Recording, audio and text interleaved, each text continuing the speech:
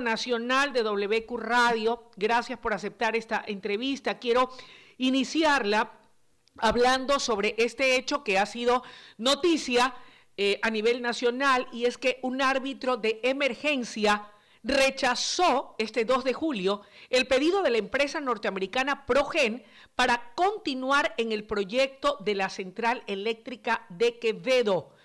¿Qué queda demostrado tras la decisión del Centro de Arbitraje y Mediación de la Cámara de Comercio Ecuatoriano-Americana? Te escuchamos, bienvenido. Buenos días, Luisa, y buenos días a la audiencia de WQ.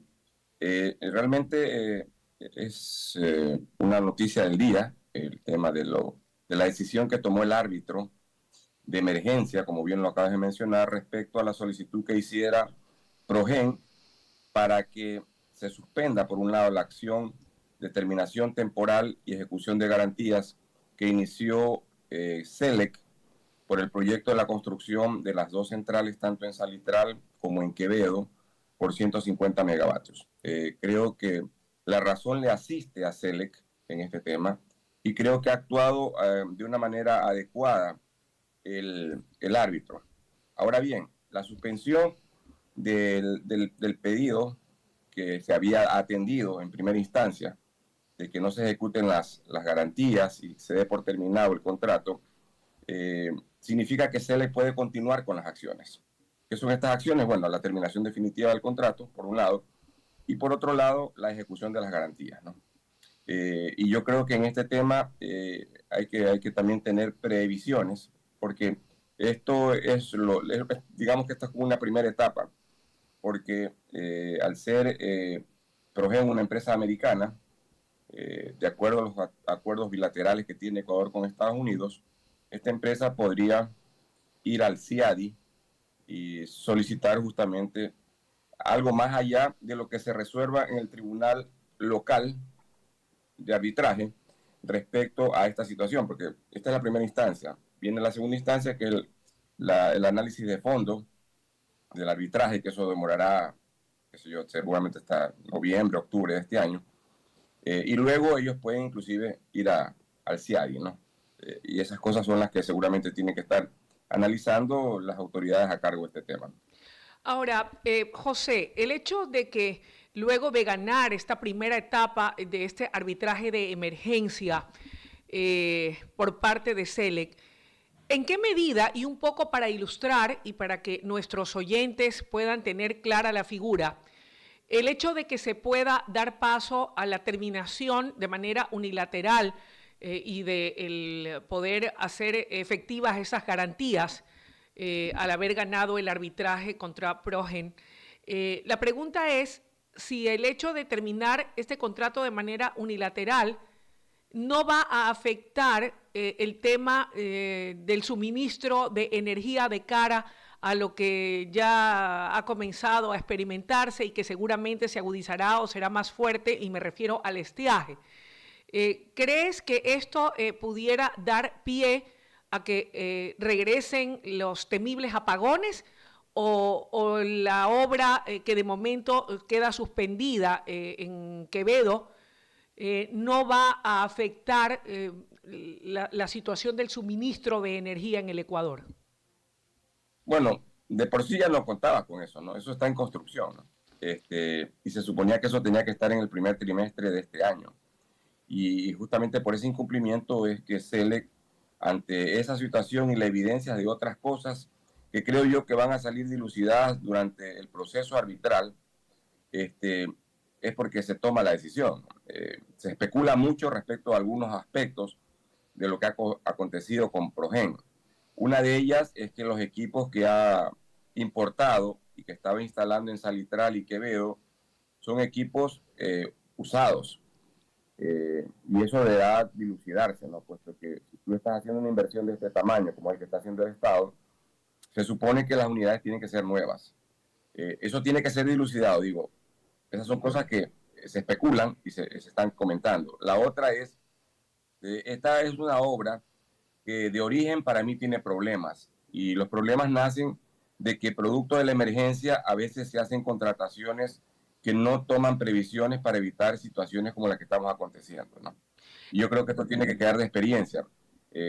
contratar empresas probadas sería lo lógico.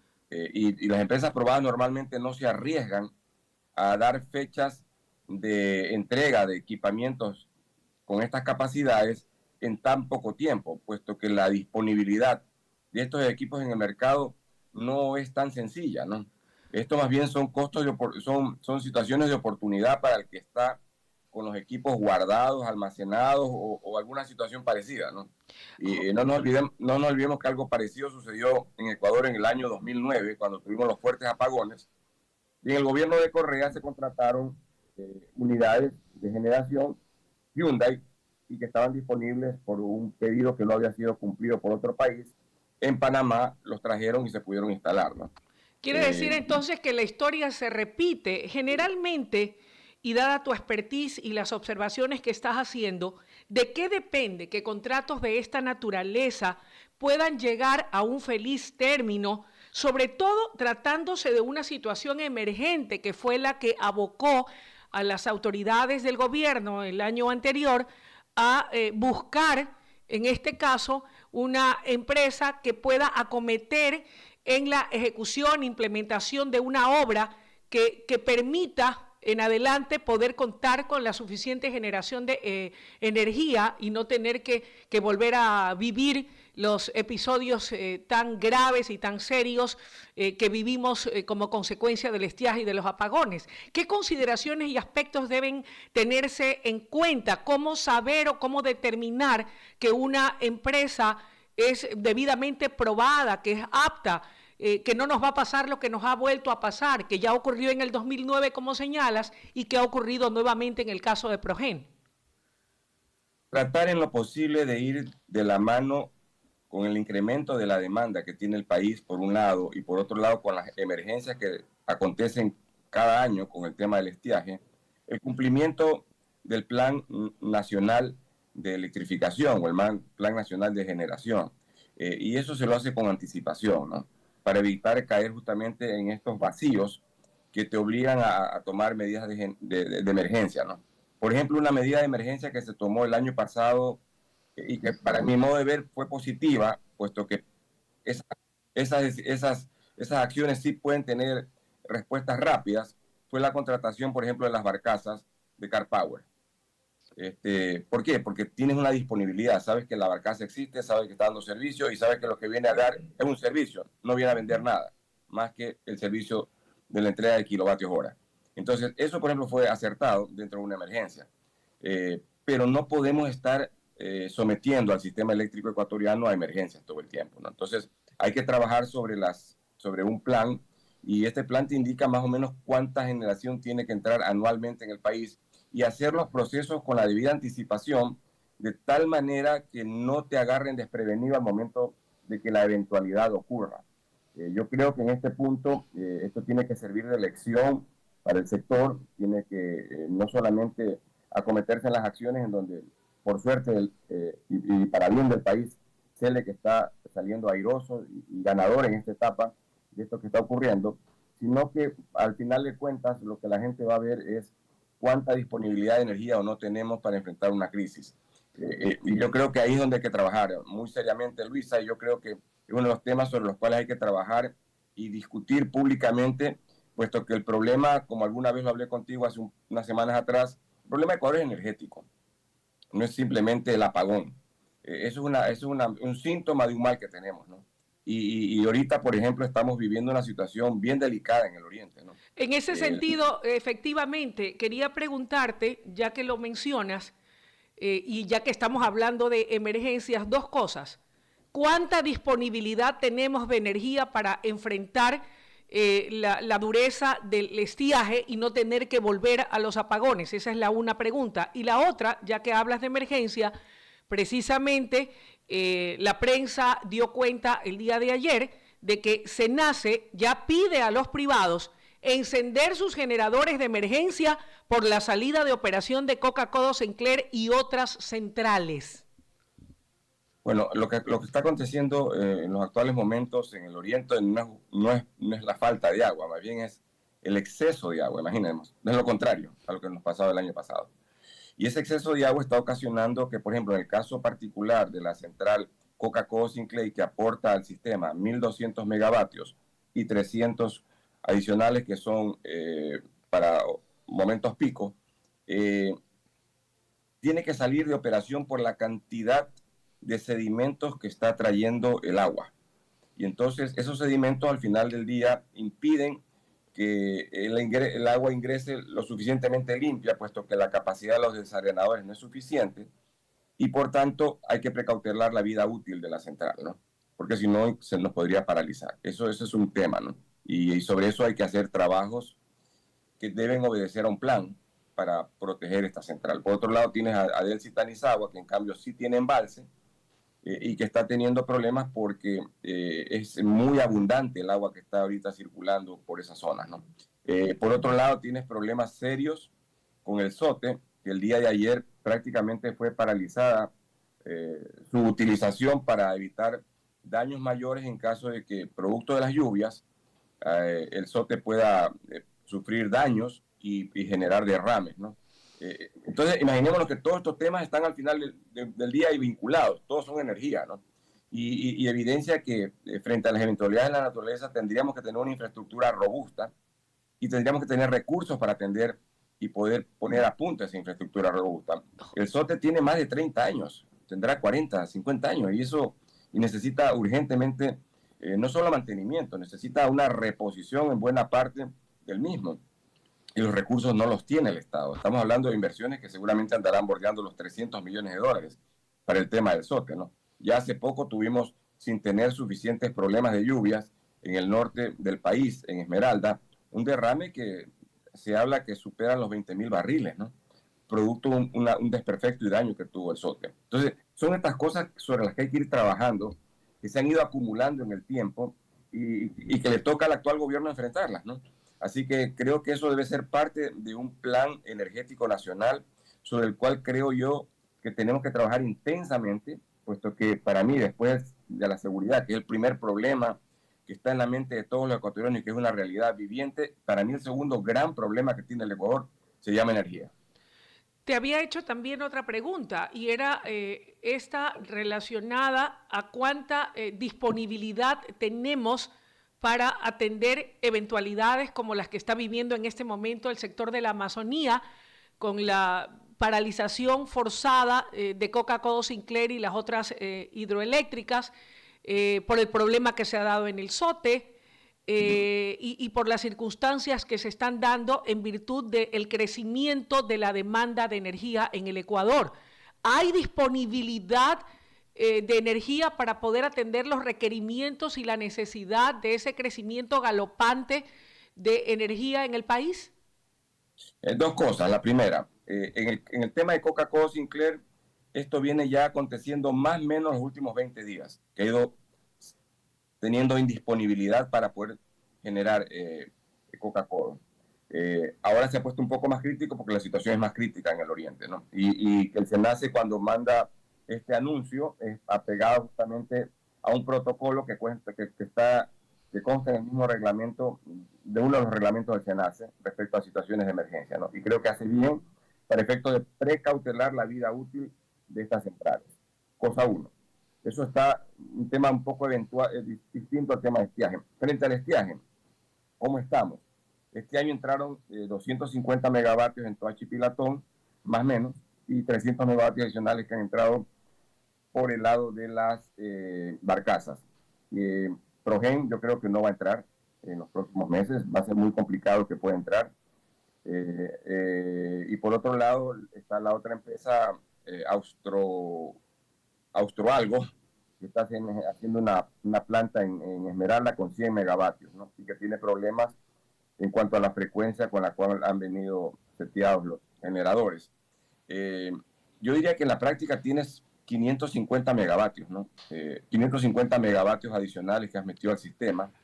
Y por otro lado, tienes la disponibilidad que ya comienza a verse en el sistema de las generadores térmicas que le pertenecen a CELEC y que estaban fuera de servicio y que las están poniendo a punto. Creo que en ese tema debe ser muy firme el gobierno a través de CELEC para poner a punto más de 2.400 megavatios que tiene instalado.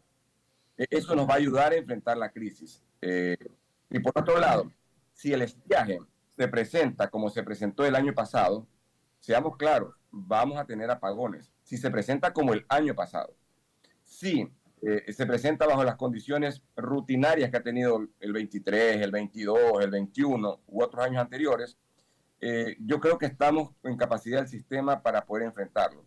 Pero es por propias bondades del sistema más estos 550 megavatios que han entrado.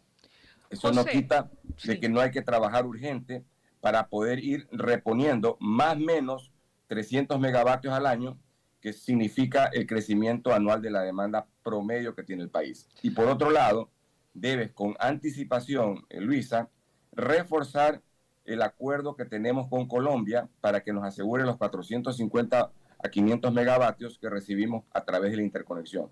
Esos 450 o 500 megavatios son vitales. El año pasado tuvimos inconvenientes por no haberlos, digamos que negociado a tiempo, y ellos también presentaron problemas en su sistema. Creo que hay que hacerlo con oportunidad, no solamente por el costo, sino que también para asegurar la continuidad y la confiabilidad del sistema eléctrico. Tú decías hace unos instantes, respondiendo a una de mis preguntas, que era vital tener una planificación e ir acometiendo en acciones al andar, no esperar que venga la emergencia para ir recién tomar medidas de coyuntura. De lo que has podido ver, de tu experiencia y del acompañamiento y seguimiento que haces a estos temas que son de tu expertise, ¿tenemos un plan? ¿Se lo está implementando adecuadamente? ¿Vamos a buen ritmo? ¿Se está haciendo lo que se tiene que hacer? ¿Qué nos falta? ¿Qué tenemos hecho y qué nos falta hacer? Hay un plan sobre el tema de generación y cómo tiene que ir atendiéndose el crecimiento de la demanda. Lamentablemente, los procesos no se están haciendo por dos razones. Una, y la primera, el Estado no cuenta con recursos para hacerlo. Y segundo, nos está resultando difícil la atracción de inversiones y sobre eso hay que trabajar con seriedad. Creo yo que lo que está haciendo el presidente de visitar países, de tocar puertas es bueno. Eso ayuda a vender un poco la idea de que se pueda invertir en el país, pero hay que tener un equipo que los gringos le llaman champion, un champion que tenga que tirarse al hombro este tema y liderarlo y sobre eso poder conseguir que gente se interese en invertir en el Ecuador. La gente tiene que traer inversión fresca para el área del sector eléctrico, porque el Estado per se no lo puede hacer. Es decir, el Estado no tiene dinero para construir, por ejemplo, Cardenillo, que es un proceso que durará 6, 7 años. No tiene plata para hacer Santiago con más de 2.000 megavatios, que costará unos 3, 4 mil millones de dólares, y también durará un periodo similar. Por tanto, una de las cosas más próximas que tenemos para instalar en el país debiera ser generación térmica, lamentablemente, pero que es la única solución inmediata. Y yo creo que hay que apostarle a generación térmica que sea movida por gas natural. El gas natural ha estado soslayado por más de 50 años y seguimos dándole vueltas al asunto. Y tenemos capacidades probadas en el Golfo de Guayaquil. Para nosotros poder usar el gas, a veces divagamos que el sector industrial, que todo. Yo creo que hay que centrarse en que el gas natural, por ejemplo, como en otros países, debe ser utilizado, en nuestro caso particular, primordialmente para generación eléctrica. Debemos apostarle a tener 2.000 megavatios que estén ubicados estratégicamente, ya sea en Bajo Alto, ya sea en la zona de Salitral, ya sea en la zona de Monteverde, en el perfil costanero, para generar unos 2.000 megavatios con gas natural, sea un gas que explotemos directamente de los pozos que tenemos y los otros que hay que hacer prospección y explotación, y por otro lado, también importar gas para poder en un mix tener una suerte, una mejora de la matriz energética. Caso contrario, es complicadísimo lo que tenemos en ciernes, Luisa. José, un poco para ir concluyendo con los temas y que todo quede muy claro. Habiendo ganado Select, volviendo al caso de Select con Progen, en esta primera instancia, ¿es un buen punto de partida? ¿Se puede pensar que las siguientes vamos a tener ese mismo resultado fruto de lo que ha sido esta primera parte con el arbitraje emergente? Eso es lo uno. Lo segundo, para también tenerlo muy en claro, ¿Cuánto es el déficit de energía en el Ecuador y cuánta es nuestra capacidad cuánto ha crecido la demanda? Lo otro, y no menos importante, es si nosotros estamos o no en capacidad de momento de atenderla, y finalmente, en redondo, con todo lo que hemos hablado, cuánto requiere de inversión el sector energético del país para poder decir, ok, estamos tranquilos, vamos a poder avanzar, a construir todo lo que se requiere, a reparar todo lo que se requiere, y ya no volveremos, al menos en un buen tiempo, a tener problemas. Bueno, me estás haciendo las preguntas, no la pregunta, las preguntas del Así millón, es. pero vamos a tratar de ser objetivos. Sí, sí. Mira, la primera, yo creo que Selec tiene todas las de ganar el arbitraje local, totalmente, y tiene las pruebas suficientes para ello, y en buena hora. Y ahora luego le tocará seguramente tomar las previsiones de que lo van a llevar al CIADI, considerando de que esta es una empresa americana y que Ecuador tiene un acuerdo bilateral con los Estados Unidos. Y ahí tendrá que pelearla con los mismos argumentos, y creo que los argumentos son bastante sólidos en el Ecuador, pero tendrá que armarse con mucha suficiencia en cuanto a información y pruebas de lo que ha acontecido, ¿no? Okay. Eso por un lado. Por otro lado, me comenta el tema de la demanda que tenemos actualmente en crecimiento. Bueno, la demanda está creciendo en un promedio del 5 al 8% anual. Si nuestra demanda actualmente estamos en 5.200, más o menos 5.100 megavatios, estás hablando de que necesitamos anualmente no menos de 300 megavatios que ingresen al sistema. No menos. Significa que, por ejemplo, con lo que entraron las barcazas, recién se cubrió el año pasado. Lo que entró este año con Toachi y Pilatón se cubriría, digamos, que lo que este año en parte, ¿no? Pero yo creo que eso es una necesidad imperiosa, por eso creo que hay que apostarle muy fuertemente a una fuente energética como es el gas natural, que tenemos en abundancia y hay que explotarlo en el Golfo, y si no, habrá que importarlo en la medida necesaria. Por otro lado, con respecto a la inversión. En cuanto a la inversión, mira, yo creo que el Ecuador puede de esta desgracia convertirse en una gran oportunidad. Solamente para el tema del gas natural tú necesitas más allá de unos 6.000 millones de dólares en inversiones. Y en el sector eléctrico per se, porque no solamente la parte de generación, es la parte de generación, es la parte de transmisión, es la parte de distribución. Yo creo que para los próximos 6 a 8 años, tú necesitas una inversión que andará bordeando más o menos los 20.000 millones de dólares, ¿no? Imagínate con esas inversiones en este sector, sin contar todo lo que tienes que hacer en petróleo, ¿no? Porque tienes que hacer mucha inversión ahí. Estás hablando de que podrías mover la economía de una manera importantísima, podría generar muchísimas fuentes de trabajo. Banca internacional se puede ver interesada al ver que existe tal movimiento de recursos en el país, porque normalmente las operadoras internacionales vienen también con banca propia, y eso ayudaría a mover el segmento financiero también del Ecuador, aunque en el tiempo todavía no ha cuajado eso. Entonces son muchos los temas sobre los cuales podría haberse beneficiado el Ecuador a partir de esta desgracia, ¿no? Creo yo que hay que trabajar en firme, creo que existe un plan, no existen soluciones mágicas en esto, Luisa, no existe. La única solución mágica es ponerse a trabajar y hacerlo día a día con un plan. Y yo creo que el plan con el cual tiene que arrancar el gobierno desde el año pasado y que tiene que ser mucho más intenso este año es en poner a punto las unidades que tiene y tratar de buscar opciones que sean soluciones inmediatas y de corto plazo. José, gracias por tu comparecencia esta mañana. Como siempre, tan conocedor del tema en el cual dominas a la perfección, nos dejas clara cuál es la situación a este momento, cuáles son los desafíos que tiene el gobierno nacional en el tema energético y también petrolero. Creo que como bien lo señalas, hay el compromiso, hay la voluntad política, el deseo de servir, y no podemos perder más tiempo.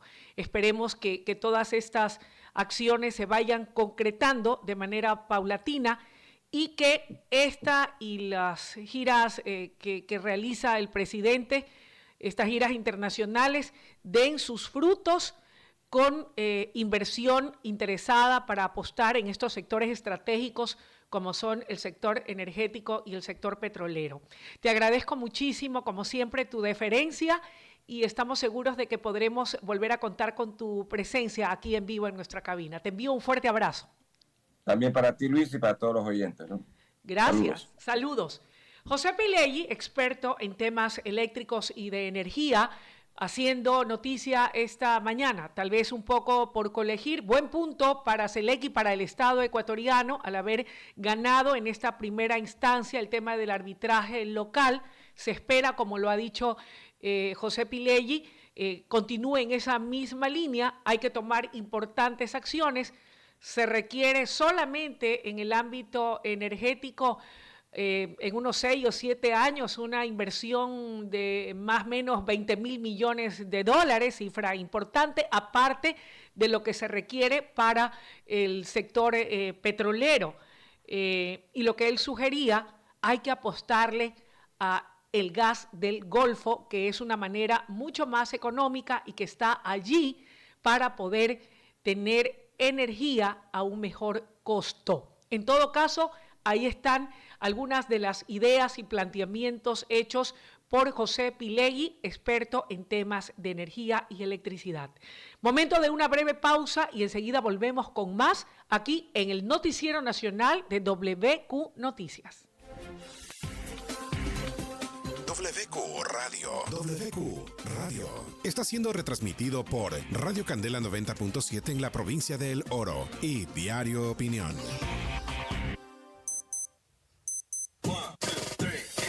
En WQ Digital, inicio de espacio publicitario. Inicio de espacio publicitario.